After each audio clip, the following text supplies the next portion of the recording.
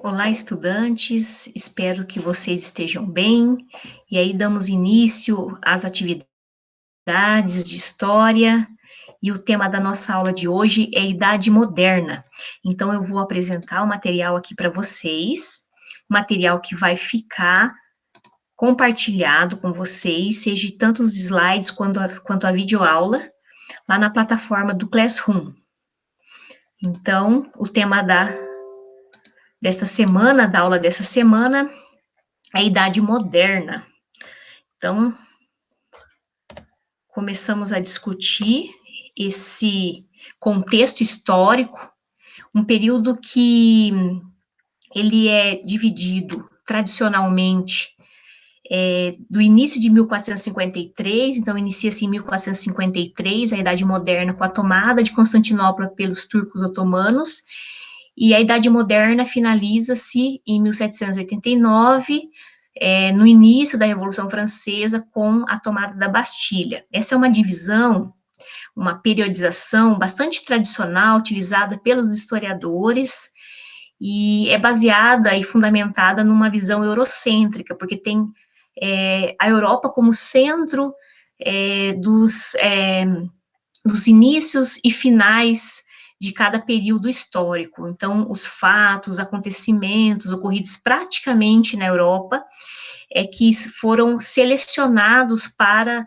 dar início e dar fim aos diferentes períodos da história. Então, a Idade Antiga, a Idade Média, que vocês estudaram, a Idade Moderna, que estamos iniciando a discussão, e a Idade Contemporânea, que também vocês estudarão comigo. Mas nós não podemos pensar a Idade Moderna a partir desses marcos, 1453 até 1789.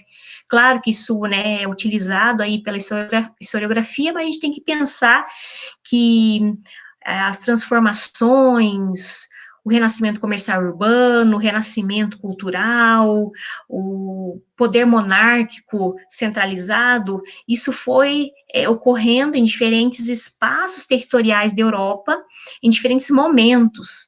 Basicamente, eu particularmente gosto de utilizar, quando trabalho a Idade Moderna, a referência do século XV ao século XVIII. Então, durante esse período do século XV ao século XVIII, ocorreram várias transformações na Europa, e transformações que foram importantes até mesmo para o território em que vivemos, ou seja, o Brasil, porque o Brasil, como ele é conhecido, ele é resultado de um grande movimento que ocorreu, iniciado por países europeus, um processo chamado de grandes navegações. Então, a nossa história está muito relacionada com esses acontecimentos, por isso é importante estudar esses acontecimentos, analisar um pouco sobre esse contexto histórico, para que a gente possa entender e compreender a nossa própria história. Então, aqui, no primeiro momento, eu elenquei alguns, dos fatos que nós vamos abordar ao longo desta aula. Então, nós vamos falar um pouquinho sobre esses movimentos, sobre esses processos, sobre esses fatos ocorridos ao longo do século XV ao século XVIII. Então, começamos aqui com o renascimento comercial e urbano, tá? Praticamente, quando vocês estiveram lá no primeiro ano, vocês lembram que vocês estudaram a Idade Média, o feudalismo, a ruralização, as pessoas vivendo, nesses territórios chamados feudos. Os feudos constituíam um reino, mas o poder era descentralizado, a economia basicamente era agrária, os feudos eram autônomos. O comércio era raro nesse período por causa das grandes guerras e conflitos e invasões bárbaras que ocorreram nesse contexto. Mas, durante a chamada Baixa Idade Média, um período que vai ali do século XI, XII, XIII, já vai acontecendo algumas mudanças que vão favorecer o surgimento de uma nova organização social. E aqui eu elenquei alguns desses fatos. Por que é importante nós analisarmos esse contexto? Porque se a gente não conseguir entender a transição do feudalismo para o capitalismo, a gente não consegue compreender o contexto da Idade Moderna nesse processo de transição. Então, ali ao longo, né, do século, na chamada Baixa Idade Média, a partir do século XI, XII, XIII, ocorre um período de pacificação, as invasões bárbaras cessam, as estradas ficam mais seguras para trânsito privado, né, de pessoas, como trânsito também de comerciantes e mercadores que tinham interesse em realizar essa atividade econômica. As cruzadas, movimentos liderados pela Igreja Católica, mas que também foi financiado por reis, houve a Cruzada das Crianças, houve a Cruzada dos Mercadores, as cruzadas foram essenciais para essa nova organização social que vem ganhando força, né, ali na Baixa Idade Média e que depois, na Idade Moderna, vai se consolidar. Por que as cruzadas foram importantes? Porque você tem pessoas indo para o Oriente, tendo contato com novas ideias, com novas culturas e com novos produtos que não existiam ou que havia uma carência desses produtos na Europa Ocidental e, né, ao retorno de uma parte dessas pessoas vindo não só com as ideias, vindo não só com novos modos de viver, mas com esses produtos para serem revendidos ali na Europa Ocidental. Então, as cruzadas foram essenciais para, né, para a expansão, né, do comércio e da própria vida urbana, que passa a ser dois elementos dessa nova organização que se consolida na Idade Moderna. Há um crescimento demográfico também, o que permite que os senhores feudais libere, né, os trabalhadores rurais, os camponeses, para fora dos feudos, desobrigando eles, né, a serem subservientes ao trabalho que ali existia. Então, o deslocamento desse excesso, né, populacional vai favorecer também aí a criação de uma nova classe social chamada burguesia, porque os pontos comerciais fora das muralhas do feudo vão ser denominados burgos, e os moradores dos burgos, ou seja, os comerciantes, os mercadores, aqueles que fabricam algum produto, eles vão ser chamados de burgueses porque moram nos burgos. Veja que a classe burguesa, como nós denominamos hoje, não tem, né, muita relação com a burguesia emergente nesse contexto da Baixa Idade Média, tá? Então, a raiz da classe burguesa é uma raiz vinda ali dos trabalhadores rurais, daqueles que desafiaram aquele momento e resolveram, né, praticar atividades ainda muito iniciais, mas que passaram a ganhar força nesse período da Idade Moderna. O aumento da produção agrícola permitiu também que os próprios produtos agrícolas se tornassem mercadorias de troca, já utilizando, né, as moedas. Então, esse é o contexto, esse é um mapa mental, né, que eu construí para que vocês entendam melhor o contexto aí dessa baixa Idade Média, que é a transição do feudalismo para o capitalismo comercial ainda na Idade Moderna, então tomem bastante cuidado, é só no final do século XVIII que a gente vai ter o capitalismo industrial com, né, a questão aí da máquina. Eu gosto de trabalhar muito com fontes históricas diversas, entre elas a fonte visual. Aqui nós temos, então, uma tela, uma obra importante, construída em 1514, durante o século XVI, nós já, então, estamos na Idade Moderna, e por meio desta tela, desta obra, a gente pode verificar alguns elementos dessa nova organização que se consolida ao longo da Idade Moderna.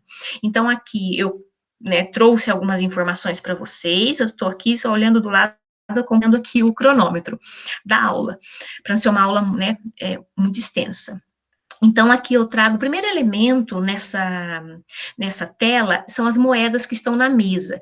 Então, aqui o título da obra é O Banqueiro e Sua Mulher, então o banqueiro está contando, né, as moedas e separando e fazendo ali, né, colocando na balança ali, fazendo a mensuração desse material bélico que tem, né, um objetivo, que é o objetivo de troca, né, de uso para troca de mercadorias.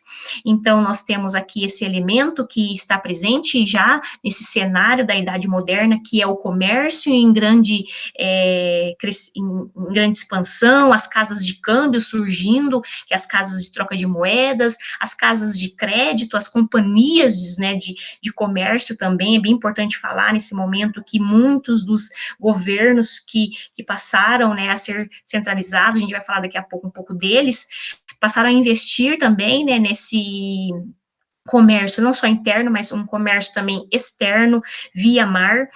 Então, aqui nós temos esse elemento, é um elemento que mostra, né, o casal, por isso que em amarelo eu coloquei o coração, o casal, né, dois sujeitos aí, que representam a classe burguesa, pelas suas roupas, pelas suas vestimentas e pelos todos os utensílios que eles possuem dentro de sua residência, vocês já podem visualizar que eles não são trabalhadores do campo, também não são nobres e também não são monarcas, mas sim membros da classe burguesa.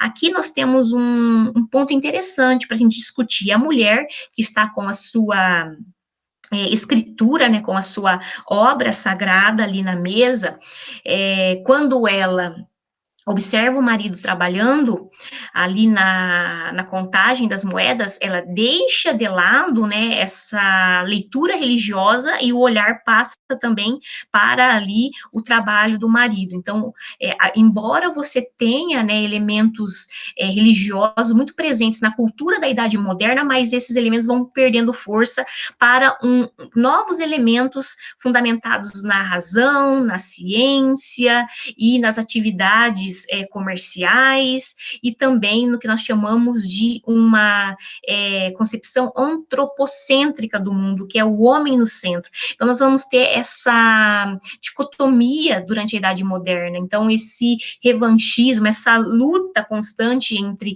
né, aqueles ainda que permanecem com esses valores lá da Idade Média, desculpa, que são valores baseados no teocentrismo, e novos elementos que estão, né, surgindo nesse cenário, que traz para nós um outro ponto de discordância, que é o antropocentrismo. Então, sempre esse conflito ali. E aqui em verde, mais atrás, mostro para vocês alguns utensílios da vida urbana, e aqui duas pessoas, né, conversando também ali para o lado de fora desta residência. Então, esse é o cenário que nós, então, estamos falando da Idade Moderna, onde o comércio e a vida urbana ganham força nesse novo cenário. E a classe burguesa passa a se tornar aí uma classe não hegemônica nesse momento, mas uma classe em pleno crescimento e que vai exigir mudanças nessa sociedade para se beneficiar, para se apoderar, né, daquilo que é seu e para marcar território, né, não só na dimensão econômica, mas também na dimensão política. Nós temos, nesse contexto da Idade Moderna, o chamado Renascimento Cultural, bem que ele vem lá, né, do período também da Baixa Idade Média. O Renascimento Cultural surge inicialmente na região da Itália, porque a região da Itália é uma região que consome muita cultura e muitos produtos do Oriente, devido, né, à sua posição geográfica, ao comércio marítimo, aos portos que já, né, eram livres e abertos para essa comercialização entre Ocidente e Oriente. Então, o Renascimento Cultural, eu sempre coloco isso, né, que todas as mudanças sociais e econômicas são acompanhadas de mudanças na mentalidade das pessoas, novos pensamentos, novos valores, novos comportamentos surgem também, né, juntamente com essas transformações que estão ocorrendo nas dimensões social, política e econômica.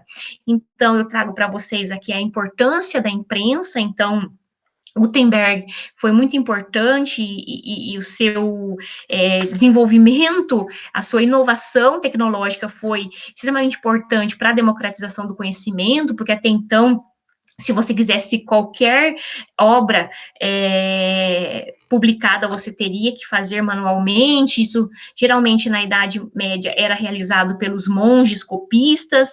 Então você tem esse novo cenário, essa nova ferramenta que colabora para, né, a democratização do conhecimento. Que num primeiro momento a Igreja Católica tenta dominar, mas depois ela não dá conta, porque o movimento é muito maior do que uma instituição capaz de impor, né, regras para barrar.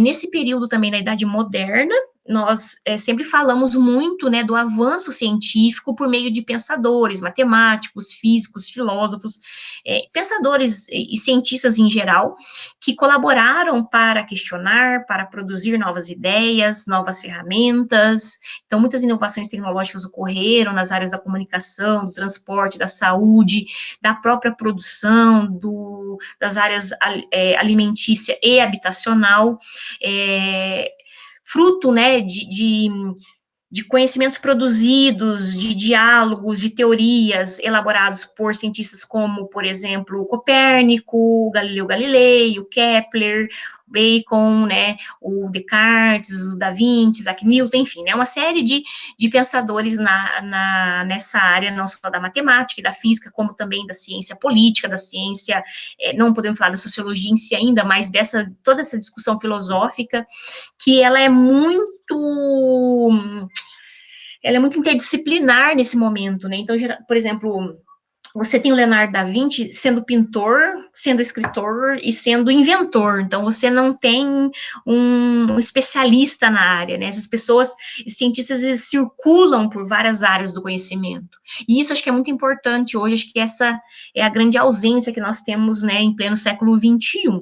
E uma coisa bem interessante é que a educação que antes era monopolizada pela Igreja Católica, então, geralmente, só os clérigos estudavam, né, e aqueles que eram hereditários de uma monarquia, mas parte da nobreza também tinha um limite escolar, educacional, desculpa, não escolar, e a grande massa, né, populacional era analfabeta, a educação passou a ser promovida por outras instituições além da igreja. Isso foi muito importante para que novos pensamentos surgissem, né, não atrelados ao teocentrismo.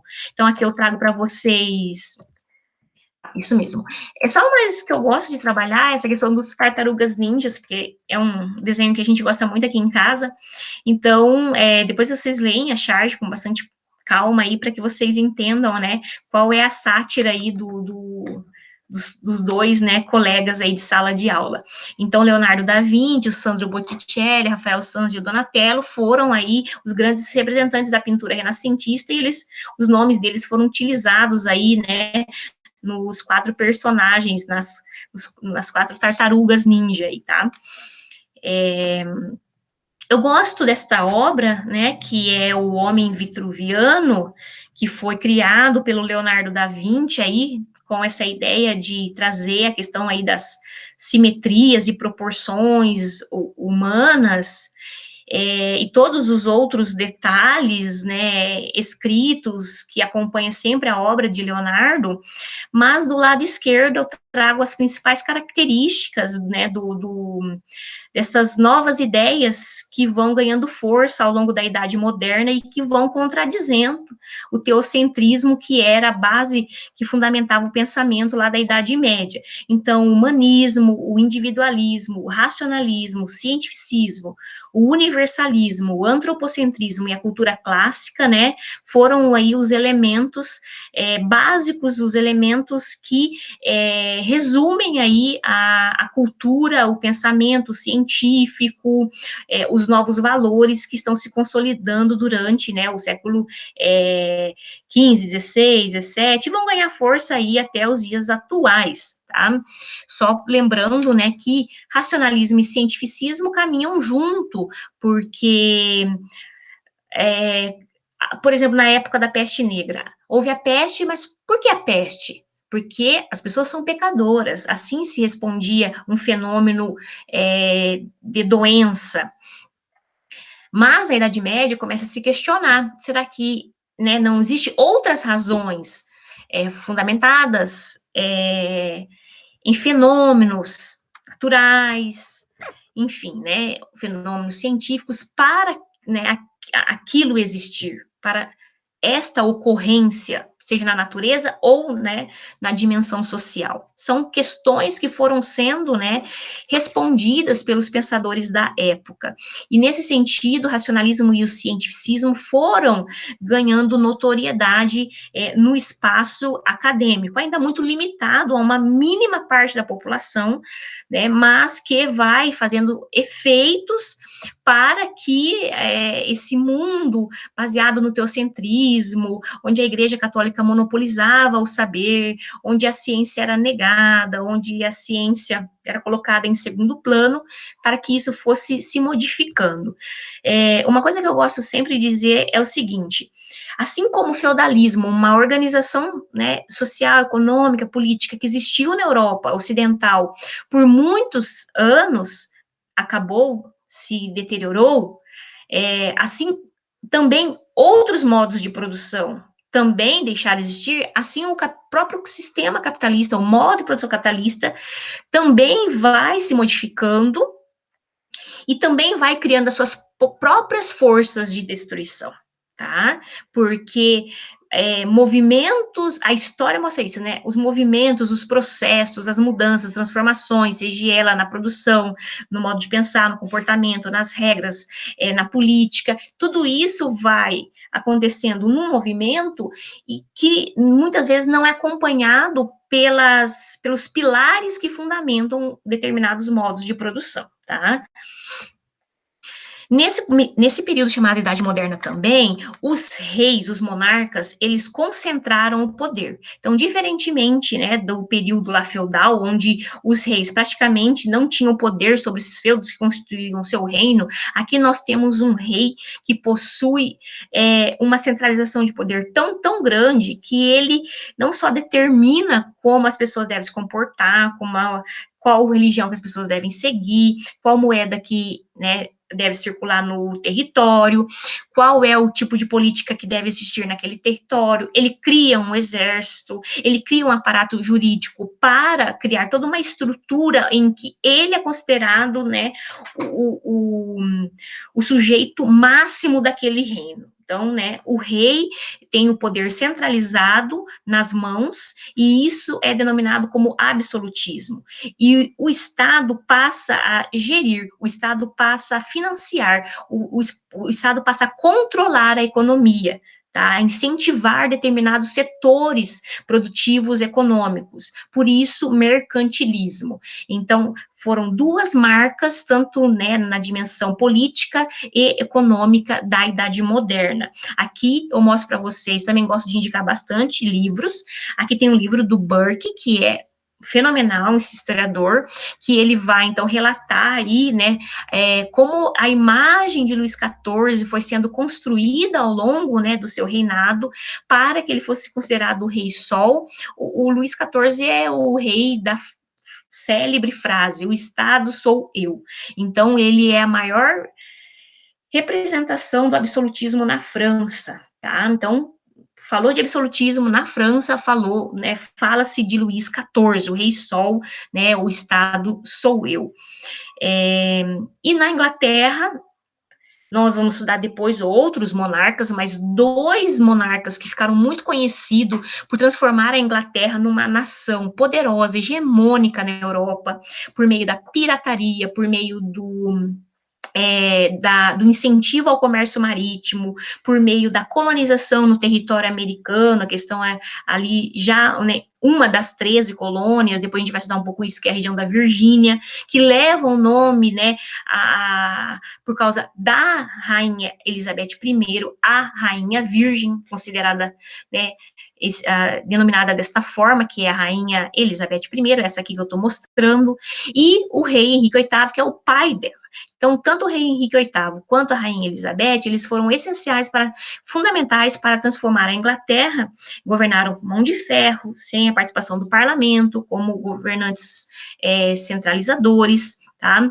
Determinando e financiando, investindo e gerindo a economia, as regras comportamentais e até mesmo a questão da igreja, que eu vou falar um pouquinho um pouquinho mais para frente sobre o rei Henrique VIII.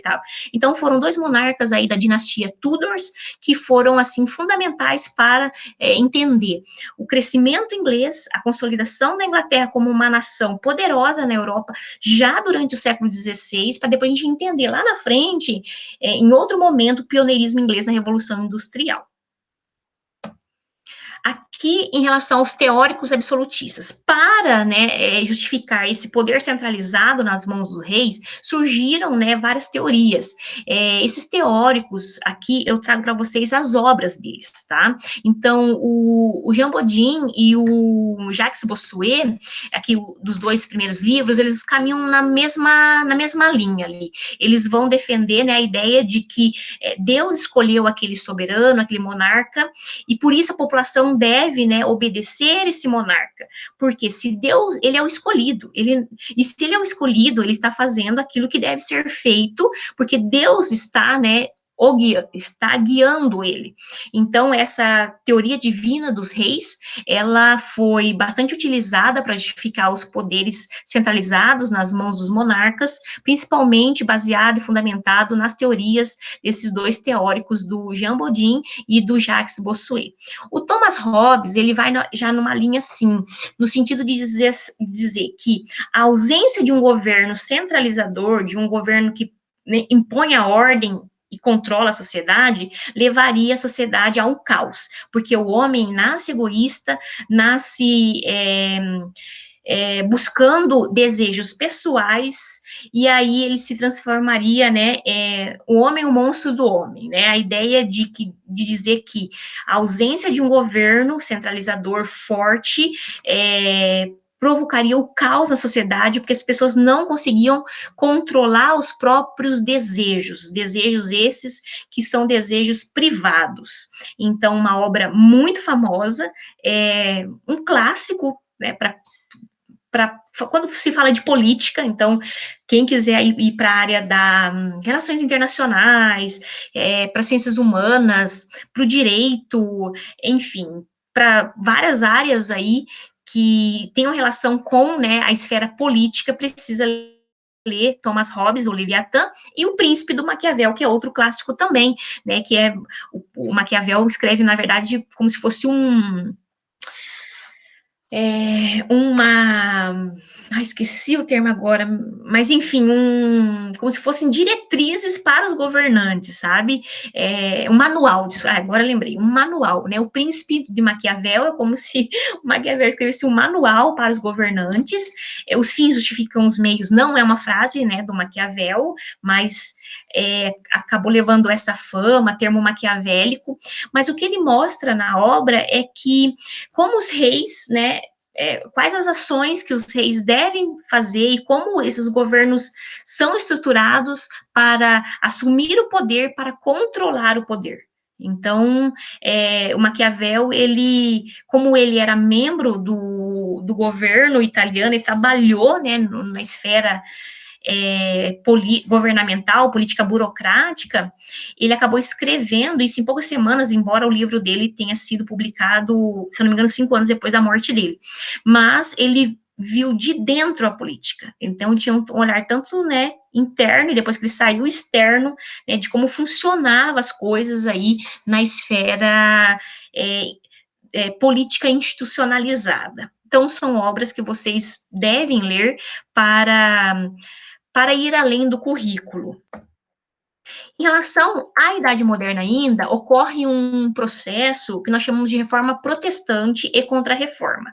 Então, a Reforma Protestante, liderada por Martinho Lutero, essa é um filme que eu indico, foi um movimento que protestou as ações da Igreja Católica, como a venda de indulgências e venda de cargos eclesiásticos e outras questões também. Então, Martinho Lutero vai elaborar suas 95 teses, vai pregar, né, na igreja, ali vai colocar nas portas da igreja, ele vai ser perseguido, vai ser julgado pela igreja, ser excomungado pela igreja, mas ele vai ser, né, protegido ali de governantes que também queriam, né, barrar e queria minar e queria diminuir o poder que a Igreja Católica tinha em seus territórios. Então, a Reforma Protestante foi, então, esse movimento, né, em que clérigos e até monarcas, como vocês vão ver no próximo slide, protestou, né, questionou ações da Igreja. E a Igreja, né, também se posicionou no movimento chamado Contra-Reforma. Tá?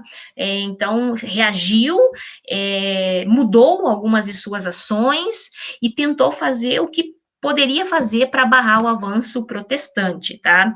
Então, nós temos dos principais reformistas, o Martinho Lutero, com as suas 95 teses. Então, para Martinho Lutero, a fé, né, só a fé salva. Então, ele traduziu a Bíblia, né, do latim para o alemão, algo que era proibido, e ele era a favor que as pessoas tivessem acesso à leitura bíblica direta, e não só por meio de homilias, enfim, discursos dos clérigos. E Martinho Lutero foi, então, um grande responsável por esse, né, processo, esse movimento, que em outros lugares também teve, né, algumas lideranças específicas. No caso, né, nós falamos do Henrique VIII lá atrás, que foi governante da Inglaterra. Ele, na Inglaterra, resolveu também romper com a Igreja Católica e criar a sua própria igreja, porque ele queria se divorciar, por questões pessoais, se divorciar da esposa para casar com uma outra pessoa, para ter um filho, porque a primeira esposa não deu filho para ele, né, não possibilitou, né, a hereditariedade masculina. Então, Henrique VIII cria, né, a sua própria igreja, onde ele comanda, onde ele determina as regras, e aí poderia casar, né, várias vezes, inclusive ele mesmo casou várias vezes. E o Jean Calvino, que também foi, né,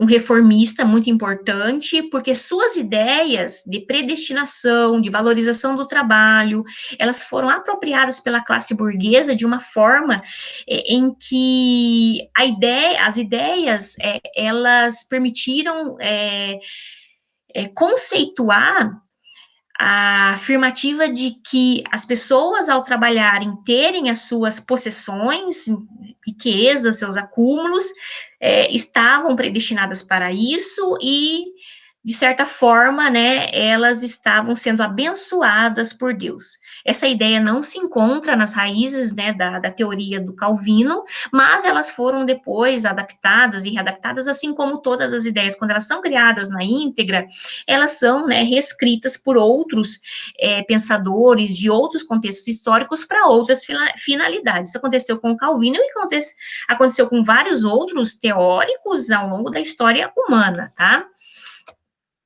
E um outro fator, já indo para o final da aula aí, gente, senão vocês vão cansar da minha voz, né? Aí um outro processo, que esse está diretamente ligado à nossa nação, Brasil, nosso território, né? Ao fato de nós existirmos, é o processo chamado de grandes navegações.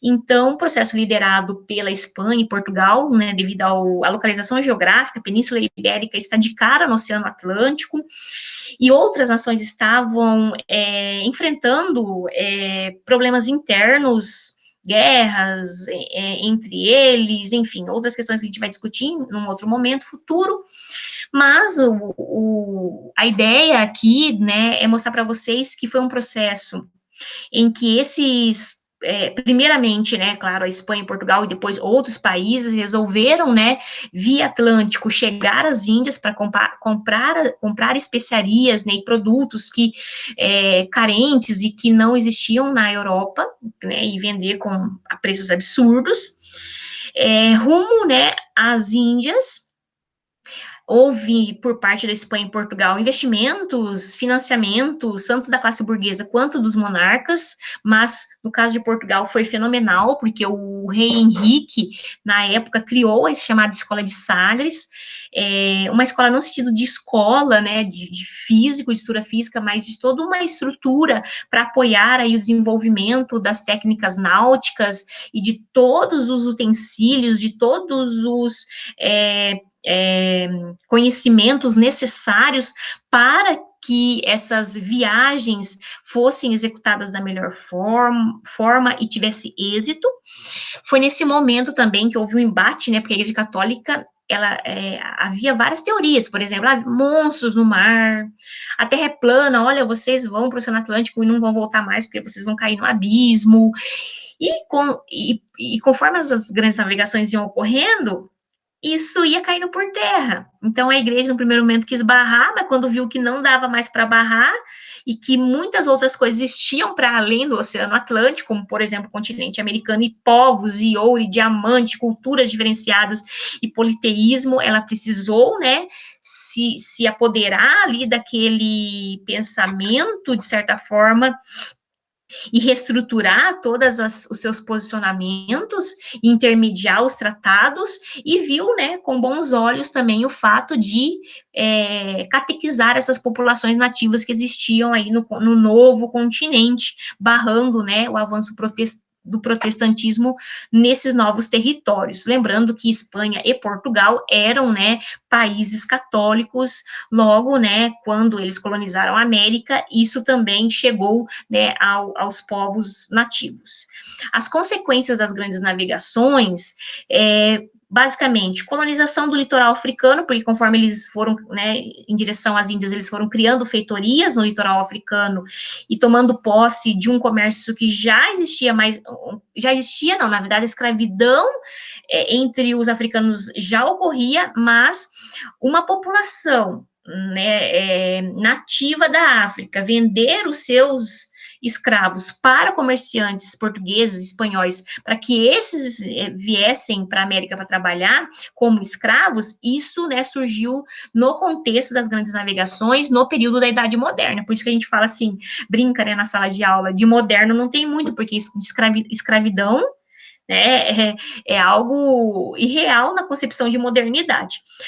A colonização da América também foi uma consequência que nós vamos estudar nas próximas aulas, a evangelização dos nativos, a escravidão indígena e africana, tudo isso foram consequências aí, e a divisão, né, da América pelo Tratado de Tordesilhas, também, que nós iremos estudar aí nas próximas aulas.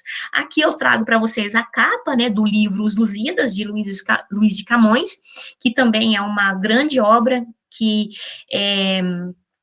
propõe, né, fazer, assim, reverenciar o povo português, e nesse processo de grandes navegações. Então, Luís de Camões, ele, na literatura, ele é fenomenal. Eu, na verdade, quando leio os Lusíadas, eu leio mais como fonte histórica, né. Para aprofundar, eu indico vocês a leitura dessas obras, tá, que vocês podem pegar ali de diferentes, né, sujeitos que viveram durante a Idade Moderna, e para finalizar, a gente sempre faz essa ponte, deixando uma questão para que a gente possa discutir depois, né, na aula ao vivo, a relação do passado e do presente, porque não adianta a gente estudar o passado pelo passado, sem, né, trazer, né, para os dias atuais aqueles conhecimentos para que a gente possa pensar no que estamos vivendo. Então, a questão que fica para vocês refletirem e para a gente discutir um pouco na aula ao vivo é quais os ensinamentos, né, que o estudo sobre esse período chamado Idade Moderna, que acabamos de ter aí, a aula sobre isso, né, o que a gente pode aprender e compreender, né, melhor aí, trazer tudo aquilo do que nós estudamos no passado, da Idade Moderna, para compreender melhor esse contexto que a gente vive, né, de tantos problemas, e superar a crise, né, atual no qual estamos vivenciando. Então, a aula é isso, pessoal. Fico por aqui, parando a minha apresentação. Estudem, façam a leitura, façam síntese no caderno, reescrevam quantas vezes vocês quiserem, tirem as dúvidas na aula ao vivo. Para quem não puder participar, mande e-mail, tá? fazendo questionamentos, perguntas, e fica aí a videoaula, tanto a gravação da videoaula, quanto os slides, para que vocês possam acessar quantas vezes vocês quiserem.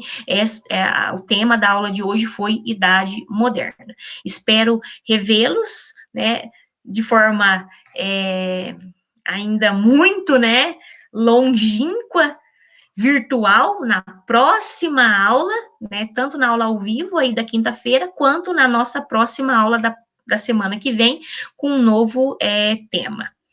Um abraço para vocês e bons estudos.